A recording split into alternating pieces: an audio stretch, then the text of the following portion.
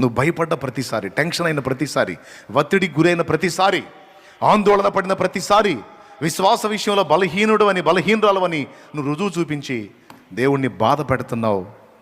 నేను దేవుణ్ణి అట్లా బాధ పెడుతున్నాను. మనం అలా ఉండొద్దు అంటున్నాడు దేవుడు. అలజడొద్దు, కలవరం వద్దు, భయం వద్దు, నిబ్బరము కలిగి ధైర్యంగా ఉండు. రేపటికి నేనున్నాను. వ్యాధి అయినా, బాధ అయినా, బలహీనత అయినా, కంపెనీ జబ్బు అయినా, చేతికి అందని డబ్బు అయినా, ఏదైనా దేవుడు ఏం కోరుతున్నాడు?